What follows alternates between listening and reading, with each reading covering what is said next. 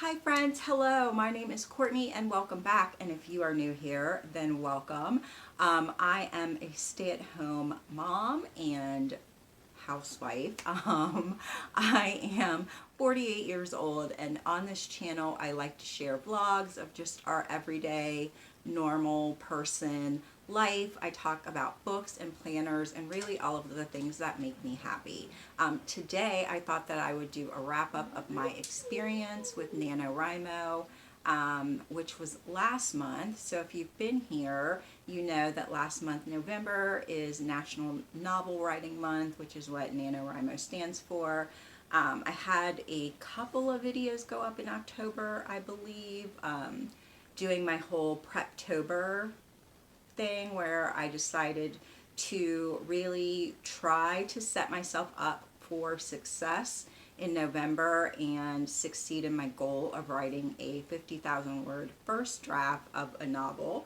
I did complete the challenge, so I won. I came in with, I think I had just under 6 hours to spare, and my final word count was 50,464 words. So I am really proud of myself for, I guess, like challenging myself and really going all in on the challenge. I will say the first probably like 10 days I was in it to win it. My head was in the game. I wrote every day. I wrote like above my word count, so they average out that you're supposed to get about I think it's like 1,667 words a day to end up with 50,000 words on November 30th. So I was writing over what my word limit was, and that really is what helped me a little bit, giving myself that cushion. I did know that there were going to be days that I wasn't writing. We celebrated Thanksgiving here with our children, which meant that at the very least Wednesday and Thursday I knew that I wasn't going to write, because I spend basically 2 days prepping the meal, and I wasn't sure if I was going to be able to write on Friday. It just really depended on how I ended up feeling after doing all the work for Thanksgiving. So, and I was right. I didn't end up writing on that Wednesday before Thanksgiving, or the day after. I was really like exhausted and kind of just really worn out. And then there were like a couple of days that I missed during the month. I think I had said in my Preptober video that I was anticipating there would be some days where either like my mental health wasn't the greatest. I do have an anxiety disorder, and I also have depression, and then we had, I believe the time change happened in there, if I'm remembering correctly. So then it started getting dark at like 4:45, and that is never really great for me. And then there are just days when I need to really like spend a lot of my time parenting my child and taking care of him and kind of putting his needs before my own, which is what you do as a parent. And some days where I just didn't want to, I mean, I typically wake up fairly early in the morning. I usually get up at like 5:30 to work out. And some days I would get up at 5:30 and write instead of working out. And then I usually am in bed by like 10. And then some days I would stay up at night later to write, and there were some times where I didn't want to do either. Like I just was tired and wanted to shut off my brain and go to sleep. So I think the weekend, yeah, the weekend going, so the 30th was on a Tuesday, I believe. So the weekend before, I had, I believe, a little over 30,000 words, so I was behind, and I wasn't sure if I was going to be able to make up that time or those words. It was very challenging. I'm not going to lie. I almost gave up like the Monday before. I think I needed to write, I had like 10,000 words to break up over that Monday and Tuesday, and I wasn't sure that I was going to be able to pull it off, and I was exhausted on Monday night. And then when I woke up on Tuesday, I think I had about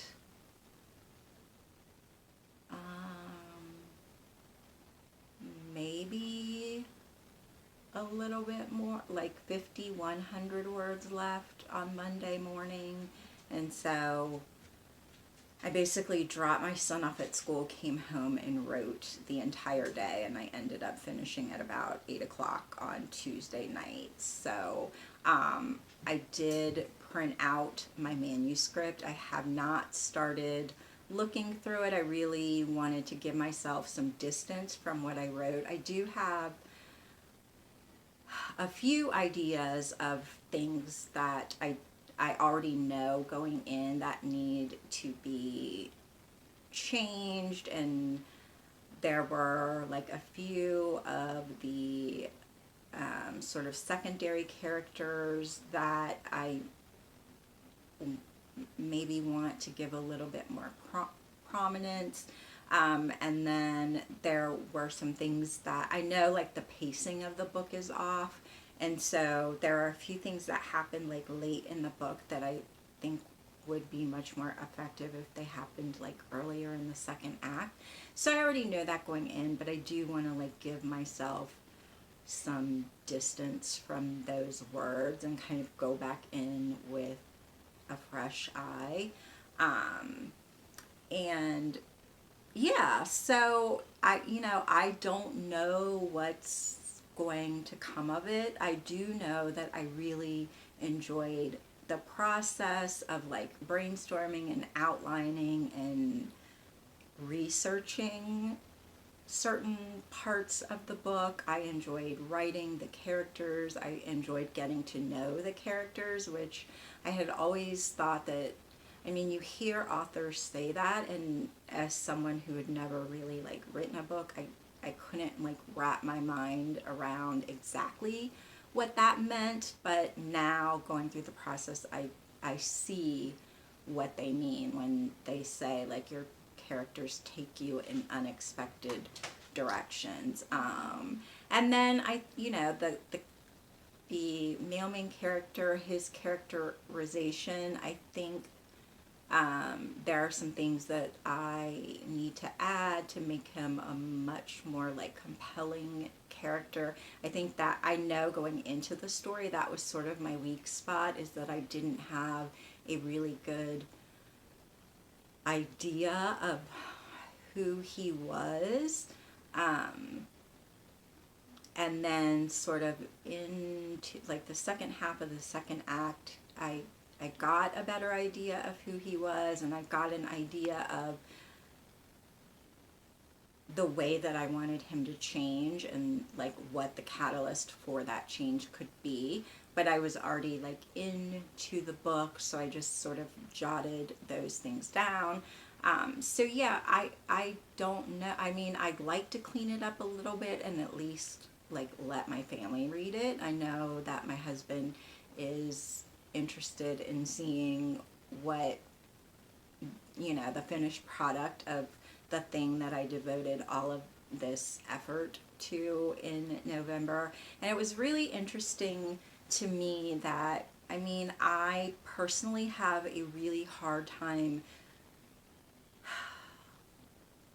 I don't know how I would, I have a really hard time claiming things for myself or saying, with some authority, like, oh, this is the thing that I'm doing. I really struggle with that. I don't know if that is sort of imposter syndrome that I have that I feel other people aren't really interested in the things that I do or the things that I produce, or I'm not really giving myself enough credit. But when I told my kids, I think my oldest daughter knew. I don't think so. I have 3 daughters who are adults. Well, one just turned 30, and then they're like 29, 28, and then my older son he'll be 26, I think, just after the first of the year, and then my youngest son is 7. So my oldest daughter knew that I was writing.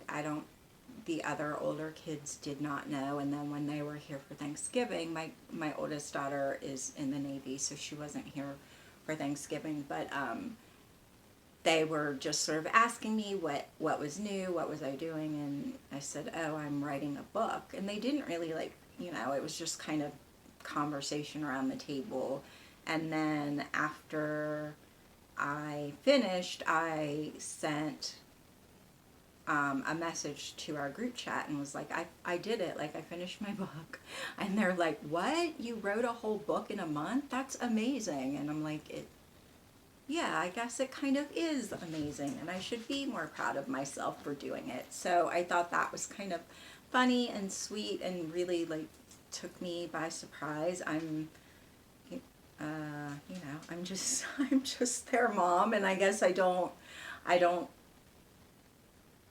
know that as when you have little kids, they really put their parents up on this pedestal, and they think, when you're little, your parents are your superheroes, and you think there's nothing they can't do, and they're, the smartest people in the world. And I have adult children, and so there has been a shift in our relationship where it's much less mother and kids and more like getting to know them as adults and having this sort of friendship evolve as well.